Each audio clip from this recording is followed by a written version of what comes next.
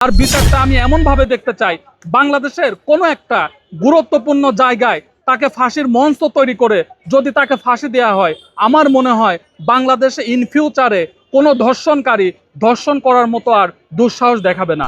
তো আপনারা, আমি মানবাধিকার অধিকার বাস্তবায়ন ফাউন্ডেশনের পক্ষ থেকে আজকে এখানে আছি।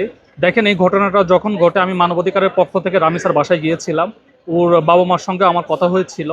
তো আমরা তাদের একটা কথা দিয়েছিলাম। ওর বাবা দেখেন একটা কথা বলেছিল, মানে ভারাক্রান্ত মন নিয়ে একটা কথা বলেছিল যে এই জিনিসে আইনে তো সুবিচার নাই। এই একটা কথা কিন্তু আমাদের প্রতিটা বাঙালির হৃদয়ে মানে অস্ত্র ঝরিয়েছিল। তারই ধারাবাহিকতায় বাংলাদেশের প্রতিটা মানুষ যে যার যার জায়গা থেকে কিন্তু এটা প্রতিবাদ করে তুলেছিল। তারই ধারাবাহিকতায় দেখেন মাননীয় প্রধানমন্ত্রী এই বিষয়টা গুরুত্ব সহকারে দেখে খুব দ্রুত সময় আজকে আপনার হচ্ছে কার্যকারী রায় হলো কিন্তু।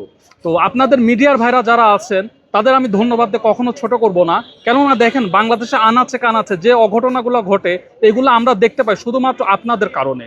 তো আপনারা যদি বাংলাদেশের প্রতিটা জায়গায় এইভাবে প্রতিরোধ করে তোলেন, আপনারা যদি বাংলাদেশের যত অঘটনা আছে এগুলো যদি মানুষের মধ্যে প্রচার করেন, তাহলে আমি মনে করি ব্যক্তিগতভাবে প্রতিটা মানুষ ন্যায্য বিচার পাবে।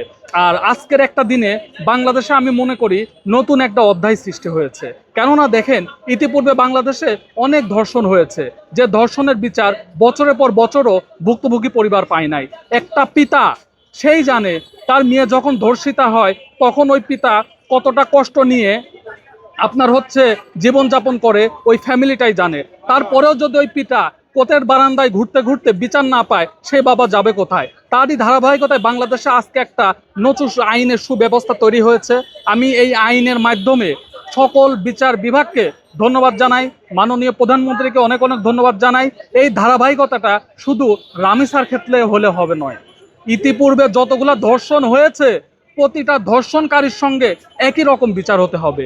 আর এই যে আপনার হচ্ছে সোহাগ রামিসাকে যে ধর্ষণ করেছিল, এই সোহাগের বিচারটা আমি এমনভাবে দেখতে চাই, বাংলাদেশের কোনো একটা গুরুত্বপূর্ণ সোহেল রানা নামে যে হচ্ছে ধর্ষণটা করেছিল রামিসাকে, তার বিচারটা আমি এমনভাবে দেখতে চাই, বাংলাদেশের কোনো একটা গুরুত্বপূর্ণ জায়গায় তাকে ফাঁসির মঞ্চ তৈরি করে যদি তাকে ফাঁসি দেওয়া হয়, আমার মনে হয় বাংলাদেশে ইন ফিউচারে কোনো ধর্ষণকারী ধর্ষণ করার মতো আর দুঃসাহস দেখাবে না। তো আপনারা যারা মিডিয়ার ভাইরা আছেন, যারা আইনজীবী আছেন, বাংলাদেশের প্রতিটা নাগরিকের সহযোগিতায় রামিসার পরিবার যেমন সুবিচার পেয়েছে, যার মেয়ের সঙ্গে যে অন্যায়টা হয়েছে আজকেও আমরা দেখতে পেয়েছি, একটা ভাই তার হচ্ছে আপনার সন্তানের সঙ্গে একই রকম আপনার হচ্ছে দুর্ঘটনা ঘটেছে, সেও আইনি সুবিচার পাওয়ার জন্য কোর্টে এসেছে।